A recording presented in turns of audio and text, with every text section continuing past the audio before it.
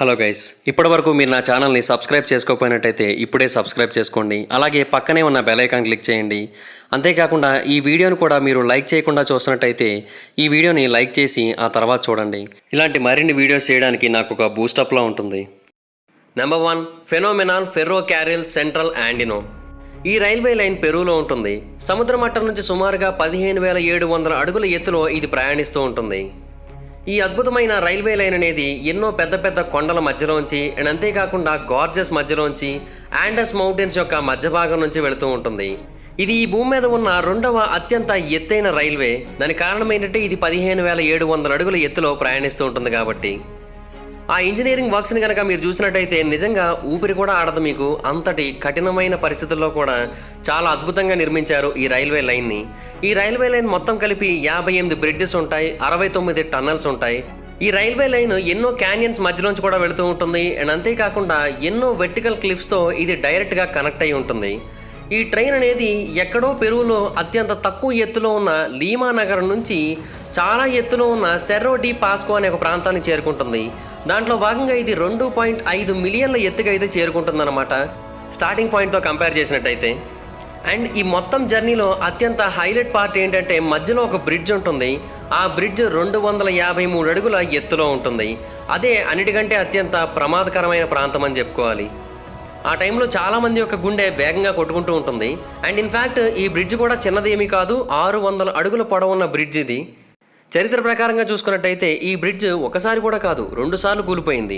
దానికి కారణం ఏంటో తెలుసా? ఆ ప్రాంతంలో విపరీతంగా వరదలు వచ్చే అవకాశం అనేది ఎక్కువగా ఉంటుంది. దాని కారణంగానే ఆ బ్రిడ్జ్ కూలిపోయింది. అయితే 1936లో మళ్ళీ 3వసారి నిర్మించారు దీన్ని. ఎందుకంటే ఆ రూట్లో వెళ్ళడానికి ఆ బ్రిడ్జ్ తప్ప వేరొక ఆప్షన్ లేదు. సో అందుకోసమని దాన్ని మళ్ళీ నిర్మించారు. కానీ ఈసారి మాత్రం చాలా దృఢంగా నిర్మించారు. సో అందువలన ఇప్పటికీ కూడా అది చెక్కు చెదరకుండా అలాగే ఉంది. నెంబర్ 2, ఆస్టౌండింగ్ ఆర్గో గీడే. అత్యంత ప్రమాదకరమైన రైళ్లలో ప్రయాణించేటప్పుడు, మరీ ముఖ్యంగా ఎత్తైన బ్రిడ్జెస్ని దాటి వెళ్ళేటప్పుడు చాలామందికి గుండె అనేది వేగంగా కొట్టుకొని గుండె అయిపోతూ ఉంటుంది కూడా. అలాంటి భయస్థులు ఎవరు కూడా ఈ బ్రిడ్జ్ మీదకి రాకపోతే మంచిది. ఎందుకంటే ఇది అత్యంత ప్రమాదకరమైన బ్రిడ్జెస్లో ఒకటి. ఇది ఇండోనేషియాలో ఉంటుంది. దీని పేరు ఆర్గో గీడే. ఇది ఇండోనేషియాలోని బాండంగ్ నుంచి జకార్తాకి మధ్యలో ప్రయాణిస్తూ ఉంటుంది. ఇది వెళ్లే మార్గంలో అత్యంత సుందరమైన అడవి కనిపిస్తూ ఉంటుంది. అది చాలా అందంగా, చాలా ఆహ్లాదకరంగా అనిపిస్తూ ఉంటుంది.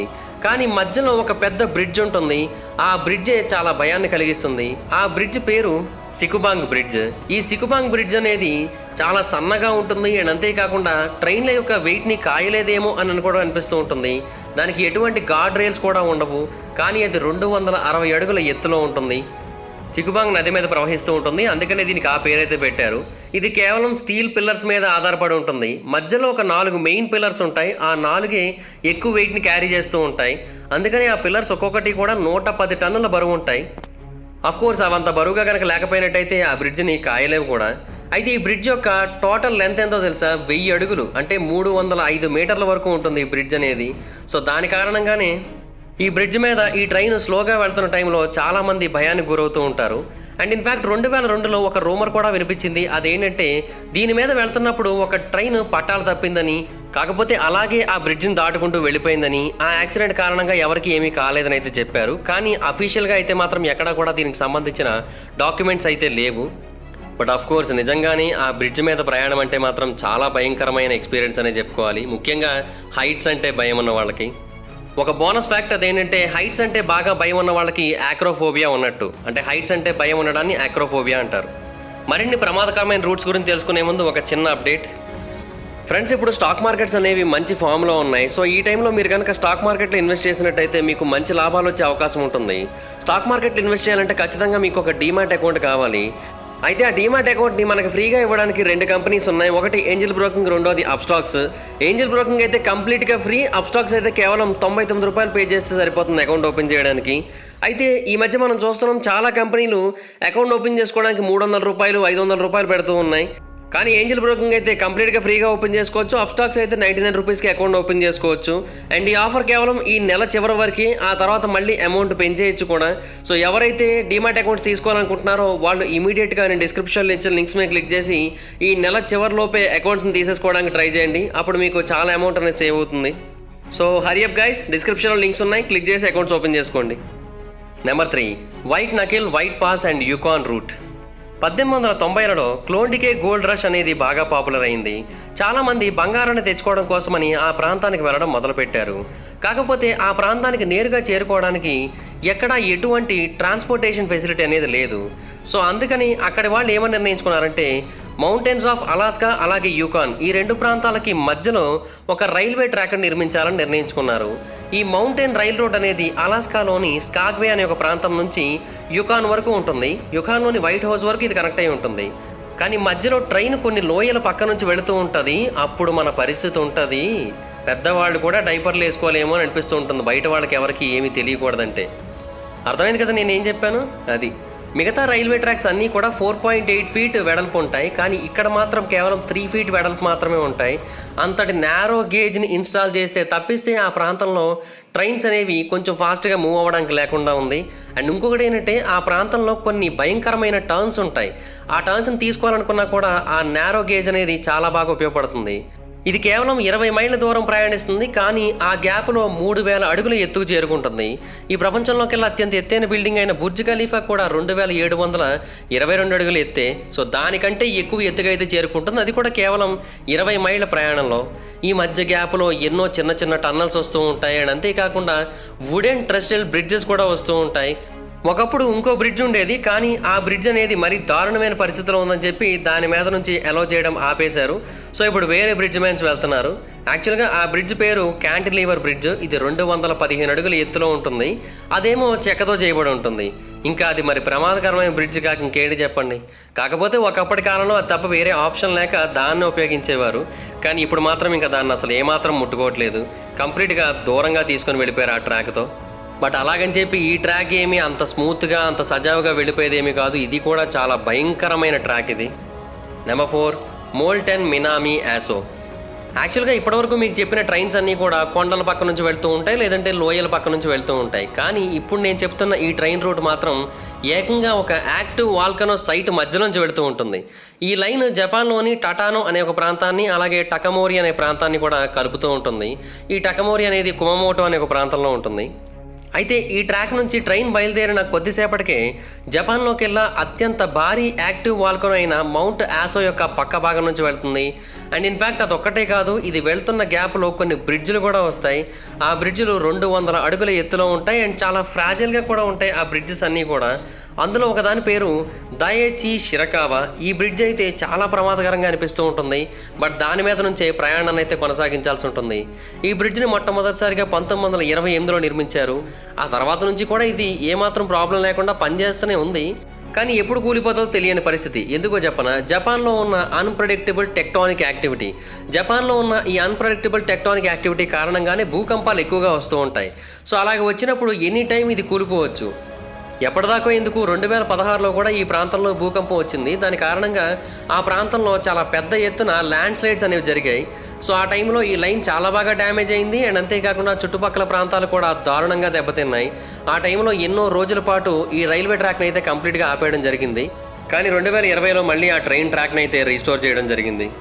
కానీ ఇప్పటికీ కూడా ఈ ట్రైన్ ట్రాక్లో ప్రయాణించాలి అని అనుకునే వాళ్ళందరూ కూడా 1-2 సార్లు ఆలోచించే నిర్ణయాలు తీసుకుంటారు. అంత ఫాస్ట్గా ఈ ట్రైన్ ఎక్కేయలేరు ఎవరు కూడా. నెంబర్ 5 అవుట్ స్టాండింగ్ ఔటనిక్యుయా చూడ్జో. ఇప్పటిదాకా నేను చెప్పింది అగ్నిపర్వతాల పక్క నుంచి లేదంటే కొండల పక్క నుంచి లోయల పక్క నుంచి వెళ్ళేది. కానీ ఇప్పుడు చెప్పబోయేది అయితే ఏకంగా సముద్రం పక్క నుంచే వెళ్ళేది.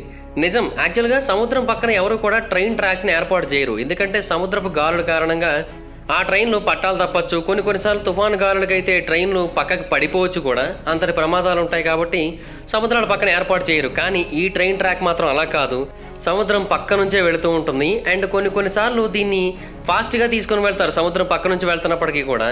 ఆ టైంలో కొన్ని గాలులు వీస్తూ ఉంటాయి. ఆ టైంలో ఆ ట్రైన్లో ఉన్న వాళ్ళందరూ కూడా ఈ ట్రైన్ పక్కకు పడిపోకూడదని మనసులో దేవుడికి దండం పెట్టుకుంటారు. అంతటి దారుణమైన పరిస్థితుల మధ్య ఆ ట్రైన్ జర్నీ అయితే కొనసాగుతుంది. దీన్ని మొట్టమొదటిసారిగా 1928లో నిర్మించారు. ఇది 67 కిలోమీటర్ల పొడుగున ఉన్న railway track. But of course అందులో ఒక 43 కిలోమీటర్లు మాత్రమే సముద్రపు తీర ప్రాంతం పక్కన ఉంటుంది. మిగతాదంతా కూడా వేరే రూట్ వైపు వెళ్తుంది. అండ్ 1992 టైంలో సముద్రం అనేది బాగా ముందుకు రావడంతో ఈ ట్రైన్ ట్రాక్ బాగా దెబ్బతిన్నది. ఆ టైంలో ఎన్నో ఏళ్ల పాటు దీన్ని ఆపారు. ఆ తర్వాత మళ్ళీ కొనసాగించినప్పటికీ కూడా 2010లో ఫైనల్గా ఈ ట్రైన్ ట్రాక్ని అయితే ఆపేయడం జరిగింది. ప్రస్తుతానికి ఈ ట్రైన్ సర్వీస్ లేకపోయినప్పటికీ కూడా ఒకప్పటి కాలంలో దీంట్లో వెళ్ళిన ప్రజలు మాత్రం ఇప్పటికీ కూడా ఈ ట్రైన్ రూట్ని మర్చిపోలేరు. Number 6, dangerous Georgetown loop. బేసిక్గా కొలరాడో అనేది అత్యంత అందమైన ప్రదేశాలకి పెట్టింది పేరు. యునైటెడ్ స్టేట్స్లో కొలరాడోని చాలామంది ఇష్టపడుతూ ఉంటారు. అయితే ఈ కొలరాడోలో అత్యంత అద్భుతమైన మరియు అడ్వెంచరస్ రైల్వే ట్రాక్ కూడా ఒకటి ఉంది. దాని పేరే జార్జ్ టౌన్ లూప్. ఇది సుమారుగా 7 కిలోమీటర్ల పొడవు ఉంటుంది. ఇది 19వ శతాబ్దంలో నిర్మింపబడిన ట్రైన్ ట్రాక్ ఇది. అయితే దీంట్లో ఉన్న ప్రాబ్లం ఏంటంటే కొన్ని ఎడ్జెస్ ఉంటాయి, అలాగే కొన్ని రిడ్జెస్ ఉంటాయి, కొన్ని టర్నింగ్స్ ఉంటాయి. అవన్నీ కూడా చాలా ప్రమాదకరంగా ఉంటాయి. అండ్ ఇంకోటి ఏంటంటే ఇది వెళ్తున్నది ఒక సిల్వర్ మైన్ మధ్యలోంచి. ఆ సిల్వర్ మైన్లో అప్పుడప్పుడు బ్లాస్ట్లు కూడా జరుగుతూ ఉంటాయి. దాని కారణంగా కూడా దీని మీదకి ఎన్నోసార్లు రాళ్ళు వచ్చి పడిన సందర్భాలు కూడా ఉన్నాయి. అవి కూడా పెద్ద పెద్ద రాళ్ళు. అండ్ మధ్యలో ఒక చోట ఇది ఒక బ్రిడ్జ్ మీద నుంచి వెళ్తుంది. ఆ బ్రిడ్జ్ మీకు ఇక్కడ ఫోటోలో కనిపిస్తోంది. చూశారు కదా ఎంతటి దారుణమైన బ్రిడ్జో ఇది. అందుకనే దీనికి డెవిల్స్ గేట్ హై బ్రిడ్జ్ అనే పేరైతే పెట్టారు. చాలామంది ఆ మైన్స్లో పనిచేసే వాళ్ళే ఈ ట్రైన్లో ఎక్కువగా ట్రావెల్ చేస్తూ ఉంటారు. ఆ బ్రిడ్జ్ కూడా 100 అడుగుల ఎత్తులో ఉంటుంది. మళ్ళీ దానికి సపోర్ట్ కూడా పెద్దగా ఎక్కువగా ఏమీ లేదు. అందుకని చాలా స్లోగా ప్రయాణిస్తూ ఉంటారు ఈ బ్రిడ్జ్ మీద నుంచి వెళ్ళే టైంలో. ప్యాసింజర్ల సంగతి ఏమో కానీ డ్రైవర్లు ఇంకా ఎక్కువ టెన్షన్ పడతారంట. ఇంకొకటి ఏంటంటే దీనికి నైట్ టైం జర్నీ కూడా ఉంది దీని మీద నుంచి చేయాల్సింది. ఆ టైంలో ఇంకా డ్రైవర్ల యొక్క పరిస్థితి ఏంటో ఒకసారి ఊహించుకోండి ఎంత దారుణంగా ఉంటుందో. Number 7, India's incredible toy trains. యాక్చువల్గా ఈ అద్భుతమైన ట్రైన్స్ అనేవి హిమాలయన్ రూట్లో కనిపిస్తూ ఉంటాయి. ఇండియాలోని నార్త్ భాగంలో కాల్కా నుంచి సిమ్లా వరకు ఈ ట్రైన్ ట్రాక్ అనేది ఉంటుంది. భూమి మీద మనుషులు చాలా తక్కువగా తిరుగుతున్నప్పటికీ, మనుషులకి బాగా దూరంగా ఉన్నప్పటికీ కూడా ట్రైన్ సర్వీస్ అనేది అందుబాటులో ఉండే ప్రాంతాలలో ఇది కూడా ఒకటి. మేబీ ఇలాంటివి ఇంకెక్కడ మీరు చూసి ఉండకపోవచ్చేమో, బట్ ఇక్కడ కూడా మీకు ట్రైన్ సర్వీస్ అందుబాటులో ఉంటుంది. కాల్కా నుంచి సిమ్లాకి మధ్యలో ఆ రైల్వే ట్రాక్ని 1903వ సంవత్సరంలో నిర్మించారు. ఇప్పటికీ కూడా ఆ ట్రైన్ సర్వీస్ అనేది రన్ అవుతూనే ఉంది. అక్కడ గేజెస్ అయితే ఇంకా చిన్నగా ఉంటాయి. కేవలం 2.6 ఫీట్ వెడల్పును మాత్రమే కలిగి ఉంటాయి. అఫ్ కోర్స్ అంత ఎత్తులో ప్రయాణించాలి అంటే ఆబ్వియస్లీ మనకి నేరో గేజే కావాలి. అయితే వాటిని టాయ్ ట్రైన్స్ అని పిలుస్తూ ఉంటారు. బట్ అఫ్ కోర్స్ ఆడుకోవడానికి అయితే పనిచేయవు అవి. కాకపోతే వాటి యొక్క లుక్స్ అనేవి అలాగే ఉంటాయి. ఈ ట్రైన్ అనేది కాల్కాలో స్టార్ట్ అవుతుంది. అలా స్టార్ట్ అయ్యే టైంకి ఇది సముద్ర మట్టానికి 2150 అడుగుల ఎత్తులో ఉంటుంది. అయితే ఆ తర్వాత ఇది సిమ్లాని చేరుకునే టైంకి, అంటే 60 మైళ్ళ డిస్టెన్స్ ప్రయాణించే టైంకి ఇది సుమారుగా 6800 అడుగుల ఎత్తుకు చేరుకుంటుంది సముద్ర మట్టానికి. సో దాన్ని బట్టి మీరే అర్థం చేసుకోవచ్చు ఎంతటి దారుణమైన ఎత్తుకు చేరుకుంటుందో. ఈ గ్యాప్లో దీనికి 102 టన్నల్స్ ఎదురవుతాయి, 864 బ్రిడ్జెస్ ఎదురవుతాయి, 914 షార్ప్ టర్నింగ్ కర్వ్స్ కూడా ఎదురవుతూ ఉంటాయి. అన్నిటికంటే అత్యంత ముఖ్యమైనది బ్రిడ్జ్ నెంబర్ 541. ఈ బ్రిడ్జ్ అనేది ఆర్కిటెక్చరల్గా కూడా చాలా అద్భుతంగా అనిపిస్తూ ఉంటుంది. ఈ రూట్ మొత్తంలోకెల్లా ఇదే ది బెస్ట్ బ్రిడ్జ్ అని కూడా అనిపిస్తూ ఉంటుంది. ఇది 75 అడుగుల ఎత్తులో ఉంటుంది. ఆ టైంలో అలా నిర్మించడం అంటే నిజంగా చాలా గొప్ప విషయమే కదా. ఎందుకంటే ఇది నార్మల్ బ్రిడ్జెస్ లాగా ఏదో పైన ఒకటి కట్టి కింద 4 పిల్లర్లు వేసేయడం కాదు. దీంట్లో మధ్యలో బోల్డెన్ ఆర్చెస్ ఉంటాయి. కాకపోతే కళ్ళు తిరిగి పడిపోయే వాళ్ళు ఎవరో కూడా పైనుంచి కిందకు చూడకపోతే మంచిది. Number 8, wild western Ghats. యాక్చువల్గా ఇండియాలోని నార్త్ భాగంలోనే కాదు, వెస్ట్రన్ ప్రాంతంలో కూడా మనకి ఒక ప్రమాదకరమైన ట్రైన్ రూట్ అయితే ఉంటుంది. ఆ ప్రమాదకరమైన ట్రైన్ రూట్ అనేది ఎక్కడి నుంచి ఎక్కడి వరకు ఉంటుందో తెలుసా? కర్ణాటకలోని హజన్ నుంచి మ్యాంగ్లూర్ వరకు ఉంటుంది. సుమారుగా 309 కిలోమీటర్ల ప్రాంతంలో విస్తరించి ఉంటుంది ఈ రైల్వే లైన్. అఫ్ కోర్స్ మధ్యలో మనకి చాలా అద్భుతమైన సీనరీస్ కనిపిస్తూ ఉంటాయి. అండ్ ఇన్ఫ్యాక్ట్ పూర్తిగా మబ్బులతో కవర్ అయిపోయి ఉన్న కొండలు కూడా కనిపించి మనకి చాలా ఆహ్లాదాన్ని అందిస్తూ ఉంటాయి. అండ్ ఇంకా ఆనందకరమైన విషయం ఏంటంటే మీరు ఈ మధ్య గ్యాప్లో ఒక అద్భుతమైన వాటర్ ఫాల్స్ని చూడొచ్చు. అదే దూద్సాగర్ వాటర్ ఫాల్స్. సుమారుగా 1017 అడుగుల ఎత్తు నుంచి పడే దూద్సాగర్ వాటర్ ఫాల్స్ని ఈ ట్రైన్ రూట్లోంచే చూడగలం మనం. అండ్ అది మాత్రమే కాకుండా ఈ ట్రైన్ రూట్లో మధ్య గ్యాప్లో ఒక 25 చిన్న చిన్న వాటర్ ఫాల్స్ కూడా ఉంటాయి. అండ్ అవే కాదు, 57 వేరు టన్నల్స్ ఉంటాయి, 110 వేరు బ్రిడ్జెస్ కూడా ఉంటాయి. అయితే ఈ అద్భుతమైన జలపాతాల కారణంగా ఒక చిన్న ప్రాబ్లం కూడా ఉంది. మాన్సూన్ సీజన్ వచ్చిందంటే చాలు అక్కడ విపరీతంగా మడ్ స్లైడ్స్ అనేవి జరుగుతూ ఉంటాయి, ఫ్లడ్డింగ్ కూడా జరుగుతూ ఉంటుంది. సో దాని కారణంగా కొన్ని నెలల పాటు ఆ రైల్వే లైన్స్ బ్లాక్ అయిపోతూ ఉంటాయి. కొన్నిసార్లు అయితే ఆ ట్రాకుల కింద మొత్తం మట్టి అంతా కొట్టుకుపోతుంది. అదృష్టవశాత్తు ఇప్పటివరకు ఒక ట్రైన్ కూడా యాక్సిడెంట్ అయితే జరగలేదు కానీ ఆ ప్రాంతంలో. కాకపోతే కొన్ని ట్రైన్స్ స్టక్ అయిపోయాయి ఒక స్టేషన్స్లో. వెనక్కి వెళ్ళలేక ముందుకి వెళ్ళలేక అక్కడే ఎన్నో నెలల పాటు ఆగిపోయిన సందర్భాలు అయితే ఉన్నాయి. బట్ ప్రమాదాలు అయితే జరగలేదు. Number 9, blizzards of the Bergen line. ఈ రైల్వే రూట్కి వరల్డ్ వైడ్గా చాలామంది ఫ్యాన్స్ ఉన్నారు. దానికి కారణం ఏంటో తెలుసా? నార్వేలో ఉన్న అద్భుతమైన మౌంటైన్ ల్యాండ్స్కేప్స్ మధ్యలోంచి వెళుతూ ఉంటుంది. అందుకని చాలామందికి ఆ లైన్ అంటే ఇష్టం. కానీ వింటర్ వచ్చిందంటే ఈ లైన్లో చాలా ప్రాబ్లమ్స్ ఎదురవుతూ ఉంటాయి. అదేంటంటే విపరీతంగా మంచు అనేది కురుస్తూ ఉండడం వల్ల 499 కిలోమీటర్ల పొడవున్న ఈ రైల్వే ట్రాక్ని దాటాలంటే ఆ ట్రైన్లకి చాలా కష్టమైపోతుంది. ఆ టైంలో టెంపరేచర్స్ ఏమో 15 డిగ్రీలకి 10 డిగ్రీలు కూడా చేరుకుంటూ ఉంటాయి. సో ఆ టైంలో ప్రయాణం అనేది చాలా కష్టం. సో మీరు ఇక్కడ చూస్తున్నారు కదా, ట్రైన్ వెళుతోంది, కానీ ముందు పరిస్థితి చూడండి ఎంత దారుణంగా ఉందో. అసలు ఆ మంచులో ఏమీ కనిపించట్లేదు కూడా డ్రైవర్కి, కానీ ట్రాక్ ప్రకారంగా అతను వెళ్ళిపోతున్నాడు అంతే. అసలు అక్కడ ట్రాక్ ఎక్కడ ఉంది, నార్మల్గా వెళ్ళిపోతుందా అని అనుకుంటూ ఉండొచ్చు మీరు. అంతటి దారుణంగా మంచు అయితే కప్పబడిపోయింది ఆ ట్రాక్ మీద. 2020లో అయితే సిచ్యువేషన్ మరీ దారుణంగా తయారైంది. ట్రైన్లు అయితే వాటి మీద కూడా మంచు వచ్చేసే స్థాయిలో ఇరుక్కుపోయాయి అక్కడ. అయితే ఆ టైంలో వాళ్ళు ఏం చేశారంటే ట్రైన్స్కి కొన్ని స్నో ఫ్లోస్ ఫిక్స్ చేశారు. ఇవి ఏం చేస్తాయంటే ముందున్న స్నోని గట్టిగా ముందుకు తోసుకుంటూ వెళ్తూ ఉంటాయి. సో అప్పుడు ట్రైన్స్ ఇలా వెళ్తూ ఉంటాయి. ఆ టైంలో ఎవరు అక్కడ ఉండకూడదు, ఉన్నట్టయితే ఇలాగ మీ మీద పడిపోద్ది. 1940లలో ఒక టెక్నిక్ను ఉపయోగించేవారు. అదేంటంటే రోటరీ స్నో ప్లాస్. వీటిని ఉపయోగించి ఏం చేసేవారంటే ముందున్న మంచు మొత్తాన్ని కూడా వెనక్కి విసిరేసేవారు. సో అలా చేయడం వల్ల ట్రైన్స్ ముందుకు వెళ్ళడానికి అవకాశం అనేది దొరికేదనమాట. సో ఇప్పుడు కూడా ఆ టెక్నిక్ అయితే ఉపయోగిస్తున్నారు. కాకపోతే కొంచెం అడ్వాన్స్మెంట్స్ అయితే తీసుకొచ్చారు అప్పటితో పోల్చినట్టయితే. బట్ ఇప్పటికీ కూడా ఈ టెక్నిక్ ద్వారా ట్రైన్స్ అనేవి వేగంగా ముందుకు వెళ్ళలేవు. సో అందుకనే వేరే టెక్నిక్స్ కోసం వెతుకుతూ ఉన్నారు. ఈ టెక్నిక్ని ప్రస్తుతానికి నార్వేలో, స్విట్జర్లాండ్లో ఎక్కువగా వాడుతూ ఉన్నారు. ఎందుకంటే అక్కడ మంచు ఎక్కువ కురుస్తూ ఉంటుంది కాబట్టి. Number 10, under water bullet trains. Already United Arab Emirates గురించి మనకు తెలుసు. అక్కడ ఉన్న అద్భుతమైన ఫ్యూచరిస్టిక్ ట్రాన్స్పోర్టేషన్ గురించి మనకు తెలుసు. అక్కడ స్కై ట్యాక్సీలు కూడా ఉంటాయి. అవి మనల్ని మనం ఉన్న చోట పిక్ చేసుకొని వేరొక చోట దింపేస్తూ ఉంటాయి, ట్రాఫిక్ సమస్యలు ఏమీ లేకుండా. అలాగే హైపర్ ఫాస్ట్ హైపర్ లూప్ కూడా ఉంది అక్కడ. ఇది అక్కడ ప్రజల్ని గంటకి 1200 కిలోమీటర్ల వేగంతో ట్రాన్స్పోర్ట్ చేస్తూ ఉంటుంది. అయితే అవేవి కూడా ఇప్పుడు వాళ్ళు తీసుకొచ్చిన ఒక ప్రాజెక్టు ముందు పనిచేయవనే చెప్పాలి. ఈ కాన్సెప్చువల్ ప్రాజెక్టు పేరే అండర్ వాటర్ బుల్లెట్ ట్రైన్. ఈ అండర్ వాటర్ బుల్లెట్ ట్రైన్ అనేది యునైటెడ్ అరబ్ ఎమిరేట్స్లోని ఫుజిటా నుంచి ఇండియన్ సిటీ అయిన ముంబై వరకు కనెక్ట్ అయి ఉంటుంది. బట్ ఆఫ్ కోర్స్ ఇలాగ ట్రైన్ ఏమి డైరెక్ట్గా వాటర్లోకి దూసుకొని వెళ్ళిపోదు. నీటి లోపలికి ఇలాగా చేపలాగా ఈదుకుంటూ వెళ్ళిపోదు. ఈ అద్భుతమైన మెగా ప్రాజెక్ట్ అనేది కొన్ని ట్యూబ్స్ మీద డిపెండ్ అయి ఉంటుంది. ఈ ట్యూబ్స్ అనేవి పైనుంచి తేలుతున్నట్టుగానే ఉంటాయి, కాకపోతే వాటికి చాలా బలమైన సపోర్ట్ని అయితే ఇస్తారు.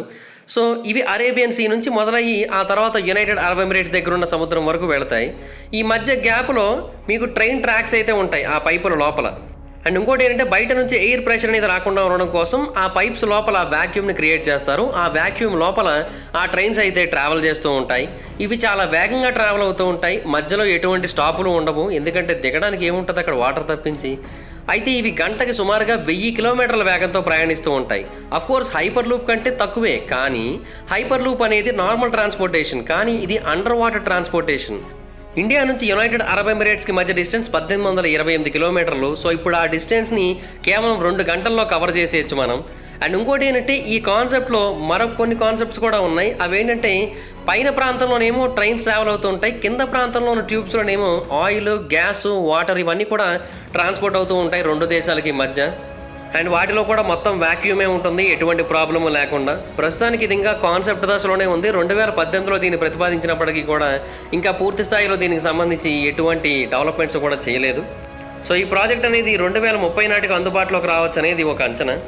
కానీ దీన్ని నిర్మించాలంటే మాత్రం చాలా అంటే చాలా కష్టమైన టాస్క్. అండ్ ఇంజనీర్స్కి మాత్రం ఇంకా కష్టం. కాకపోతే దీంట్లో కూడా కొన్ని ప్రమాదాలు ఉన్నాయి. కొన్నిసార్లు వ్యాక్యూమ్ అనేది బ్రేక్ అయినప్పుడు మనుషులు ఆ ట్రైన్ లోపల, ఆ టన్నల్స్ లోపల అక్కడే చిక్కుకుపోయే అవకాశం ఉంటుంది. సో వ్యాక్యూమ్లో ఎయిర్ అనేది ఉండదు కాబట్టి ఆబ్వియస్లీ వాళ్ళు ఎవరికి కూడా ఊపిరాడకి చనిపోయే అవకాశాలు ఉంటాయి ఒకవేళ ట్రైన్లోని ఎయిర్ సిస్టమ్ కనుక పనిచేయకపోయినట్టయితే. అండ్ ఇంకొకటి ఏంటంటే డీరైలింగ్ అనే కాన్సెప్ట్ ఉండకూడదు, అంటే పట్టాలు తప్పడం అనే కాన్సెప్ట్ అసలు ఉండకూడదు. ఒకవేళ అది కనుక జరిగినట్టయితే ఇంకా మళ్ళీ దాన్ని ఎవరు రికవర్ చేయలేకపోవచ్చు కూడా. సముద్రం మధ్యలోకి వెళ్ళి ఎవరు రిపేర్ చేస్తారు స్వామి? సో అదే దీంతో ఉన్న మెయిన్ ప్రాబ్లం. చూడాలి మరి ఎప్పటికి పూర్తవుతుందో. యాక్చువల్గా ఇంకొన్ని బ్రిడ్జెస్ మిస్ అయ్యాను, పంబన్ బ్రిడ్జ్, అలాగే ఇంకొన్ని బ్రిడ్జెస్ ఉన్నాయి, వాటిని కూడా మిస్ అయ్యాను వాటిని నేను పార్ట్ 2లో అప్లోడ్ చేస్తాను. పార్ట్ 2 అనేది అప్కమింగ్ డేస్లో అప్లోడ్ చేస్తాను. అది మిస్ అవ్వకూడదు అనుకున్నట్టయితే ఇప్పుడే సబ్స్క్రైబ్ చేసుకోండి, అలాగే పక్కన బెల్ ఐకాన్ క్లిక్ చేయండి. అండ్ ఈ రూట్స్లో మీకు ఏది అత్యంత ప్రమాదకరంగా అనిపించిందో కింద కామెంట్ చేయండి. ఈ వీడియో మీకు నచ్చినట్టయితే లైక్ చేయండి, షేర్ చేయండి, మా ఛానల్ సబ్స్క్రైబ్ చేసుకొని పక్కన బెల్ ఐకాన్ క్లిక్ చేయండి. నన్ను డైరెక్ట్గా ఫాలో అవ్వాలనుకుంటే నా ఇన్స్టాగ్రామ్ ఐడి యొక్క లింక్ కింద డిస్క్రిప్షన్లో ఉంటుంది, దాని మీద క్లిక్ చేసి మీరు నన్ను ఫాలో అవ్వచ్చు. Thank you guys, bye bye now. Friends, ఇప్పుడు స్టాక్ మార్కెట్స్ అనేవి మంచి ఫామ్లో ఉన్నాయి. సో ఈ టైంలో మీరు కనుక స్టాక్ మార్కెట్లో ఇన్వెస్ట్ చేసినట్టయితే మీకు మంచి లాభాలు వచ్చే అవకాశం ఉంటుంది. స్టాక్ మార్కెట్లో ఇన్వెస్ట్ చేయాలంటే ఖచ్చితంగా మీకు ఒక డీమ్యాట్ అకౌంట్ కావాలి. అయితే ఆ డీమార్ట్ అకౌంట్ని మనకి ఫ్రీగా ఇవ్వడానికి 2 కంపెనీస్ ఉన్నాయి. ఒకటి ఏంజల్ బ్రోకింగ్, రెండోది అప్స్టాక్స్. ఏంజల్ బ్రోకింగ్ అయితే కంప్లీట్గా ఫ్రీ, అప్స్టాక్స్ అయితే కేవలం ₹99 పే చేస్తే సరిపోతుంది అకౌంట్ ఓపెన్ చేయడానికి. అయితే ఈ మధ్య మనం చూస్తున్నాం చాలా కంపెనీలు అకౌంట్ ఓపెన్ చేసుకోవడానికి ₹300, ₹500 పెడుతూ ఉన్నాయి. కానీ ఏంజల్ బ్రోకింగ్ అయితే కంప్లీట్గా ఫ్రీగా ఓపెన్ చేసుకోవచ్చు. అప్స్టాక్స్ అయితే ₹99కి అకౌంట్ ఓపెన్ చేసుకోవచ్చు. అండ్ ఈ ఆఫర్ కేవలం ఈ నెల చివరి వరకు, ఆ తర్వాత మళ్ళీ అమౌంట్ పెంచేయచ్చు కూడా. సో ఎవరైతే డీమార్ట్ అకౌంట్స్ తీసుకోవాలనుకుంటున్నారో వాళ్ళు ఇమీడియట్గా నేను డిస్క్రిప్షన్లో ఇచ్చిన లింక్స్ మీద క్లిక్ చేసి ఈ నెల చివరిలోపే అకౌంట్స్ని తీసేసుకోవడానికి ట్రై చేయండి. అప్పుడు మీకు చాలా అమౌంట్ అనేది సేవ్ అవుతుంది.